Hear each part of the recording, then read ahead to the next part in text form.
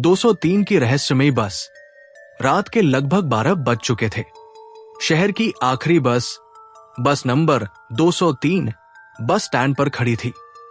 इस बस में बहुत कम लोग चढ़ते थे क्योंकि इसके साथ एक अजीब घटना घटी थी। लेकिन मुझे इस सब में विश्वास नहीं था। मैंने देर तक ऑफिस में काम किया था और अब यही बस मेरी आखिरी उम्मीद थी घर पहुंचने की। मैं बस में चढ़ गया। बस लगभग खाली थी। आगे ड्राइवर बैठा था और सबसे पीछे की सीट पर कोई औरत सिर नीचे झुकाए चुपचाप बैठी थी। मैं थोड़ी देर तक आगे की सीट पर बैठा, लेकिन फिर मुझे लगा, इतनी खाली बस में पीछे वो क्या कर रही है? मैंने ड्राइवर से पूछा, भाई साहब, वो पीछे वाली महिला कहां जा रही है? ड्राइवर ने आईने में देखा और अचानक सिहर गया। कौन महिला? पीछे तो कोई भी नहीं बैठा है। मैं घबरा गया। मैंने पीछे मुड़कर देखा। वो औरत अब भी वहां बैठी थी, लेकिन अब उसका चेहरा दिखाई दे रहा था। उसका चेहरा बिल्कुल सफेद था, आंखें गहरी काली और होंठ सिले हुए। मैंने अपनी सीट को जोर से पकड़ लिया और उंगलियां सफेद हो गई। मैंने फिर से ड्राइवर की ओर इशारा किया, देखो, पीछे बैठी है। ड्राइवर ने फिर से आईने में देखा और उसके हाथों में कंपकपाहट आ गई। नहीं, नहीं, वहां कोई नहीं है। उसकी आवाज में डर साफ दिख रहा था। उस औरत के सिले हुए होंठ अचानक मुस्कुराने लगे और उसकी आंखें चमकने लगी। मैं खड़ा हो गया। मैं ये साबित करना चाहता था कि मैं पागल नहीं हूं। मैं बस की गलियारे में पीछे की ओर चलने लगा। बस में इतनी खाली जगह थी, लेकिन मेरे हर कदम की आवाज बहुत तेज हो रही थी। जैसे जैसे मैं आगे बढ़ता गया, बस का तापमान भी कम होता गया। अब मैं उस औरत से 5 पंक्तियों पर था। 4 पंक्तियां, 3 पंक्तियां। उसका सिर धीरे धीरे मेरी ओर घूमने लगा, जैसे उसकी गर्दन टूट गई हो। मेरे पैर हर कदम के साथ कांपते जा रहे थे। मेरे हाथ बस की खाली सीटों के मेटल रेलिंग को पकड़े हुए थे। बस के ऊपर लगे फ्लोरोसेंट लाइट्स तेजी से फ्लिकर कर रहे थे, जिससे उसके चेहरे पर अजीब साए पड़ रहे थे। बस में अब और भी ठंड हो गई थी और मेरी सांसें सफेद धुएं की तरह दिखाई दे रही थी। उसका शरीर अभी भी बिल्कुल स्थिर था। उसके सिले हुए होंठ एक अजीब मुस्कुराहट में जम गए थे। बस अचानक झटके से रुक गई और मैं आगे गिर गया। अब मैं उस औरत से बस 2 पंक्तियों की दूरी पर था। मेरा गला सूख गया था, लेकिन मैंने अपनी आवाज निकालने की पूरी कोशिश की। तुम कौन हो? बस अचानक तेजी से आगे बढ़ गई और मैं पीछे की ओर गिर गया। उसके सिले हुए होंठ खुल गए और उसके मुंह के अंदर एक गहरा काला रंग दिखाई दिया। बस में एक ठंडी हवा चलने लगी, जिससे बस की धातु की दीवारें चटकने लगी। बस का दरवाजा खुलने की आवाज आई और दरवाजे का तंत्र चटकने लगा। बस का दरवाजा अचानक बहुत तेजी से खुल गया, जैसे उसमें बहुत ताकत थी। दरवाजे से एक वैक्यूम बन गया, जिससे मेरे कपड़ों और त्वचा पर खिंचाव होने लगा। दरवाजे से बाहर निकलते हुए मैंने देखा कि वहां शहर की सड़क नहीं थी, बल्कि एक घना जंगल था। वहां टेढ़े मेढ़े पेड़ और घना कोहरा था। उस औरत का शरीर धीरे धीरे धुनेले रंग में बदलने लगा और उसका शरीर दरवाजे की ओर बढ़ने लगा। दरवाजे से निकलती हुई हवा तेज होती गई और बस में एक वैक्यूम बन गया। मेरी उंगलियां धीरे धीरे बस की रेलिंग से फिसलने लगी। तुम्हें यहां से जाना होगा। उसकी आवाज गूंज उठी, जैसे वो कई दिशाओं से आ रही हो। लेकिन तुम कौन हो और ये सब क्या है? मैंने हकलाते हुए पूछा। मैं वो हूं जो कभी इस बस में थी और अब तुम्हें भी इस रहस्य का हिस्सा बनना होगा। मेरी हड्डियां सफेद हो गई, जैसे मैं धातु की रेलिंग को पकड़कर अपने शरीर को रोकने की कोशिश कर रहा था। बस में एक अजीब सी हवा चल रही थी, जो मुझे दरवाजे की ओर खींच रही थी। मेरे हाथों में धातु की रेलिंग को पकड़ने से ठंड लग रही थी, लेकिन मैं उसे छोड़ने को तैयार नहीं था। मेरी आंखों में धुंधलापन आ गया था और मैं बस उस औरत के धुनेले रूप को देख सकता था, जो दरवाजे के पास खड़ी थी। उसकी आंखें मुझ पर जमी हुई थी और उसका चेहरा एक अजीब सी मुस्कुराहट में जम गया था। बस अचानक झटके से रुक गई और मेरे पैर हवा में उठ गए। ड्राइवर ने चिल्लाते हुए कुछ कहा, लेकिन उसकी आवाज हवा के शोर में दब गई।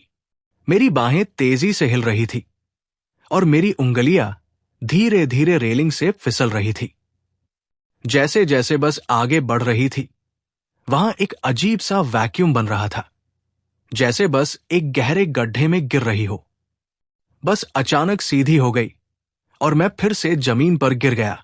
उसका धुनेला रूप अचानक ठोस हो गया और वह दरवाजे की ओर बढ़ने लगी। दरवाजे से बाहर मैंने देखा कि जंगल के अंदर से एक विशाल छाया निकल रही थी, जो धीरे धीरे बड़ी होती जा रही थी। छाया इतनी बड़ी थी कि वो धुंधलाई को ढक रही थी और बस के अंदर की रोशनी भी उस पर पड़ नहीं रही थी। बस में तापमान और भी गिर गया और खिड़कियों पर बर्फ जमने लगी। मेरे दांत तेजी से कांपने लगे और मैं अपने पैरों पर खड़ा होने की कोशिश करने लगा। बस की सीटों को पकड़कर मैं धीरे धीरे अपने पैरों पर खड़ा हुआ। छाया अब और भी बड़ी होती जा रही थी और उसका आकार एक विशाल राक्षस जैसा लग रहा था। उसका आकार बस से भी बड़ा था और वो बस को अपनी छाया में ढक रहा था। उस औरत का धुनेला रूप अब फिर से धुनेला हो गया और उसके सिले हुए होंठ खुल गए। उसकी आवाज फिर से गूंज उठी, जैसे वो कई दिशाओं से आ रही हो। अब तुम्हें यहां से जाना होगा। बस में एक अजीब सी ठंड बढ़ रही थी और मैं बस के दरवाजे की ओर दौड़ लगाने लगा। छाया अब और भी बड़ी होती जा रही थी और उसका आकार बस से भी बड़ा हो गया था। उसकी आवाज फिर से गूंज उठी, जैसे वो कई दिशाओं से आ रही हो। मैं बस के दरवाजे की ओर दौड़ता रहा, लेकिन बस का धातु का फर्श जमने लगा था और मेरे पैर फिसलने लगे थे। मैं 2 बार गिर गया, लेकिन मैं फिर से उठकर दौड़ने लगा। बस की खिड़कियों पर बर्फ जमने लगी और बस की रोशनी भी धुंधलाई में पड़ने लगी और उसका आकार बस से भी बड़ा हो गया था। मैं बस के दरवाजे तक पहुंच गया, लेकिन दरवाजा बंद था। मैं दरवाजे पर दस्तक देने लगा, लेकिन दरवाजा नहीं खुला। दरवाजे के दूसरी ओर से एक गूंजती हुई हंसी सुनाई दी। मैं अपना पूरा वजन दरवाजे पर डाल दिया, लेकिन दरवाजा नहीं खुला। मेरे कंधे में दर्द होने लगा, लेकिन मैं दरवाजे पर दस्तक देता रहा। दरवाजे के दूसरी ओर से हंसी और भी तेज होती गई और मुझे लगा कि वह दरवाजे के दूसरी ओर खड़ी है। दरवाजे के हैंडल पर बर्फ जमने लगी और मेरे हाथ जमने लगे। मैं दरवाजे को खोलने की कोशिश करता रहा, लेकिन दरवाजा नहीं खुला। दरवाजे के बाहर छाया अब और भी बड़ी होती जा रही थी और उसका आकार बस से भी बड़ा हो गया था। छाया बस की खिड़कियों पर दबाव डाल रही थी और खिड़कियां अंदर की ओर दबने लगी। मैं दरवाजे पर दस्तक देता रहा, लेकिन दरवाजा नहीं खुला। बस में एक अजीब सी ठंड बढ़ रही थी। बस के भीतर की दुनिया ध्वस्त होने लगी और मैं अपनी ही परछाई में खो गया। मैं दरवाजे पर एक आखिरी बार दस्तक देता हूं, लेकिन मेरे जमे हुए हाथ दरवाजे के हैंडल को पकड़ नहीं पाते। दरवाजा खुल जाता है और मैं बाहर गिर जाता हूं। बस के बाहर गर्म रात की हवा मुझे अपनी आगोश में ले लेती है। मैं उठकर खड़ा होता हूं और बस से दूर भागता हूं। पीछे मुड़कर देखता हूं तो बस की खिड़कियों पर जमी बर्फ पिघलने लगती है। बस की रोशनी फिर से जलने लगती है और बस का इंजन फिर से शुरू हो जाता है। बस के अंदर उस औरत की आकृति धुनेली होने लगती है और वो बस से बाहर निकलने लगती है। बस की खिड़कियों पर जमी बर्फ पिघल जाती है और बस की रोशनी फिर से जलने लगती है। तुमने मुझे यहां से बाहर निकाल दिया, उसने धीरे से कहा। उसकी आवाज अब भी हवा में गूंज रही थी। लेकिन तुम कौन हो? मैंने हांफते हुए पूछा। मेरे दिल की धड़कन अभी भी तेज थी। मैं तुम्हारी परछाई हूं और अब तुम्हें अपनी असली यात्रा शुरू करनी होगी, उसने उत्तर दिया। उसकी आकृति धीरे धीरे गायब होती हुई। मैं सड़क पर खड़ा हूं। मेरे पैर अभी भी कांप रहे हैं। सड़क खाली है और आसमान में तारे टिमटिमा रहे हैं। सड़क के बीच में एक स्ट्रीट लाइट जल रही है जो मेरी परछाई को सड़क पर डाल रही है। लेकिन कुछ अजीब है, जब मैं दाएं जाता हूं तो मेरी परछाई बाएं जाती है। मैं रुक जाता हूं और अपनी परछाई को देखता हूं। वो धीरे धीरे सड़क से उठने लगती है, जैसे कि वो एक जीवित चीज है। मैं उसकी ओर बढ़ता हूं और वह मुझे एक इमारत की दीवार पर ले जाती है। वो दीवार पर चढ़ने लगती है और मैं उसके पीछे चलता हूं। वो दीवार पर चढ़ती जाती है और मैं उसके पीछे चढ़ता जाता हूं। वह दीवार के ऊपर पहुंच जाती है और वहां वह एक इंसान की आकृति बन लेती है। उसके चेहरे पर 2 पिन पॉइंट्स आंखें होती है और वह मुझे देखती है। मैं उसकी ओर बढ़ता हूं और वह मुझसे बात करने लगती है। तुमने मुझे यहां लाया, वो कहती है। उसकी आवाज धीरे धीरे बढ़ती जाती है। अब तुम्हें मुझसे बात करनी होगी।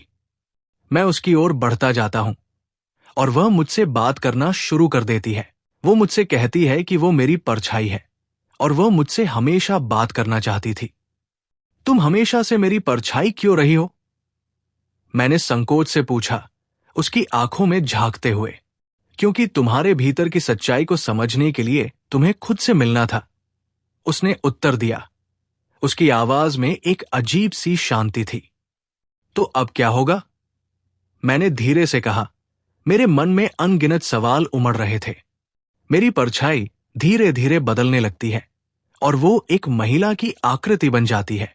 उसके चेहरे पर सिले हुए होंठ खुल जाते हैं और वह मुझे देखती है। स्ट्रीट लाइट टिमटिमाने लगती है और उसके आसपास कई परछाइयां बन जाती है। वो अपनी जेब में से एक खाली ग्लास वाइन निकालती है और मेरी ओर बढ़ती है। वाइन के लेबल पर जहर 27 जून 2020 लिखा होता है, लेकिन ये अब धुंधला पड़ गया है। वो मेरे पास आती है और मेरे हाथ में वायल रखती है। उसकी उंगलियां मेरे शरीर को छूती है और मुझे ठंड लगने लगती है। 5 साल पहले इस बस में मैंने अपनी जिंदगी खत्म करने का फैसला किया था, वो धीरे से कहती है। उसकी आवाज कई दिशाओं से आती है। वायल मेरे हाथ में बर्फ जैसी ठंडी हो जाती है और उसके ऊपर जमने लगती है। उसकी आकृति धीरे धीरे धुनेली होने लगती है, जैसे कि वो धुएं में घुल रही हो। वायल भी धीरे धीरे उसके साथ गायब होने लगती है, जैसे कि वो उसका एक हिस्सा हो। उसके आसपास की परछाइयां एक एक करके गायब होने लगती है, जैसे कि वे अंधेरे में समा रही हों। मैं उसकी ओर बढ़ता हूं, लेकिन मेरा हाथ खाली हवा में पड़ जाता है। स्ट्रीट लाइट फिर से जलने लगती है और सड़क पर अचानक से रोशनी फैल जाती है। दीवार पर चढ़ी मेरी परछाई अब नहीं दिख रही और बस भी कहीं नहीं दिख रहा। मैं इधर उधर देखता हूं, लेकिन बस, वायल और वो सब कुछ गायब हो गया था। मैं दीवार के पास जाता हूं और जमीन पर देखता हूं तो वहां एक पुराना अखबार का टुकड़ा चिपका होता है। उस अखबार के टुकड़े पर मेरी ही गुमशुदगी की खबर छपी होती है। मैं अपने घर में घुसता हूं और मेरी पत्नी दौड़कर मेरे पास आती है और रोते हुए मुझे गले लगाती है। तुम कहाँ थे? तुम्हारे बारे में कोई खबर नहीं थी। हम तुम्हें ढूंढ रहे थे, वो रोते हुए कहती है। उसकी आवाज भारी हो रही है। मैं बस यात्रा कर रहा था। मैं धीरे से कहता हूं। मेरी आवाज भी कांप रही है। उसके बाद वो फोन पर अपने परिवार को बताती है कि मैं घर आ गया हूं और सब लोग राहत महसूस करते हैं। मैं उसके पास जाता हूं और उसे गले लगाता हूं, लेकिन मेरा मन अभी भी उस बस और उस महिला को लेकर चिंतित है। उस महिला ने जो कहा वो मेरे दिमाग में घूम रहा था। उसने कहा, 5 साल पहले इस बस में मैंने अपनी जिंदगी खत्म करने का फैसला किया था। उसकी बातें मेरे दिमाग में घूम रही थी और मैं उस बस को याद करने की कोशिश कर रहा था। लेकिन जब मैंने उस अखबार को देखा तो मेरी आंखें फट गई। अखबार का टुकड़ा पुराना था और उस पर एक खबर छपी थी। खबर पढ़कर मेरा दिल धड़कने लगा। बस दुर्घटना, एक महिला ने आत्महत्या की। मैंने अखबार के टुकड़े को कसकर पकड़ा और महसूस किया कि मेरी परछाई ने मुझे अतीत की एक अनसुलझी गुत्थी से जोड़ दिया था। मैं अपने डेस्क पर बैठता हूं और अखबार का टुकड़ा देखता हूं जिसमें एक महिला की आत्महत्या की खबर है। मेरी पत्नी कमरे में सो रही है, लेकिन मेरे दिमाग में बस उस महिला की बातें घूम रही है। मैं अपने कंप्यूटर को खोलता हूं और उस बस के बारे में जानकारी ढूंढने लगता हूं। मेरे हाथ कांपते हैं और मैं इंटरनेट पर कई वेबसाइट्स खोलता हूं। कुछ पुराने आर्टिकल्स में मुझे उस बस के बारे में जानकारी मिलती है। उस बस ने एक महिला को अपनी जिंदगी खत्म करने के लिए चुना था। उस महिला ने अपनी जिंदगी खत्म करने के लिए एक वायल लिया था जिसमें जहर था। उस वायल को उसने अपने शरीर में डाल दिया था और उसकी जिंदगी खत्म हो गई थी और वो बस अभी भी चल रही थी। मैं उस बस के बारे में और जानकारी ढूंढने लगता हूं और मुझे पता चलता है कि वो बस अभी भी शहर में चलती है। वो बस रात को 11:38 पर चलती है और वो बस उस रास्ते से गुजरती है जहां वो महिला ने अपनी जिंदगी खत्म की थी। मैं उस बस को देखने के लिए तैयार होता हूं, लेकिन मेरा दिमाग अभी भी उस महिला की बातों से भरा हुआ है। तुम्हें लगता है कि वो बस अब भी वहीं से गुजरती है? मेरी पत्नी ने अचानक दरवाजे पर खड़े होकर पूछा। हां, और मुझे यकीन है कि कुछ छिपा हुआ है जो मुझे जानना चाहिए। मैंने जवाब दिया। उसकी आंखों में चिंता देखी। अगर तुम सच में जाना चाहते हो तो मैं तुम्हारे साथ चलूंगी, उसने दृढ़ता से कहा। मैं अपने कंप्यूटर पर बैठकर उस बस के बारे में और जानकारी ढूंढता हूं जब मेरी पत्नी मेरे कंधे पर हाथ रखती है और कहती है, चलो चले बस को देखने के लिए। मैं उसके साथ गाड़ी में बैठकर बस स्टॉप तक जाता हूं। रात के 11:25 पर हम बस स्टॉप पर पहुंच जाते हैं।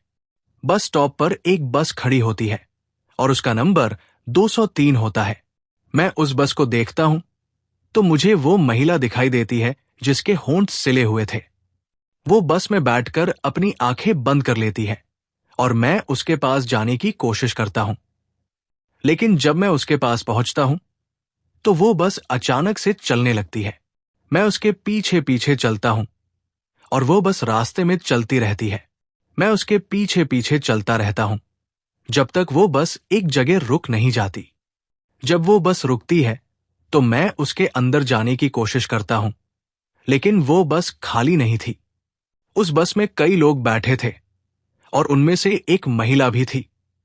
उस महिला ने अपने चेहरे पर एक अजीब सी मुस्कुराहट थी और वो मुझसे कहती थी, तुम्हारी यात्रा यहां खत्म हो गई। उस महिला ने कहा और वो बस अचानक से चलने लगी। उसने ऐसा क्यों कहा, कुछ समझ पाता उसे पहले बस गायब हो चुका था। मैंने जब इसकी छानबीन की पुलिस थाने में तो पता चला वो लड़की के आत्महत्या की वजह वो ड्राइवर था। मैं दंग रह गया। वो लड़की उस ड्राइवर से प्यार करती थी, पर वो ड्राइवर पहले से शादीशुदा था। मरने के बाद उसने उस ड्राइवर को भी मार दिया था। कुछ सफर हमें मंजिल तक पहुंचाते हैं और कुछ सफर सिर्फ एक दुर्घटना बनकर हमारे जहन में रह जाती है। इसीलिए बिना जाने कोई कदम न उठाएं जिससे आपकी जिंदगी एक कोरे कागज में पलटकर रह जाए।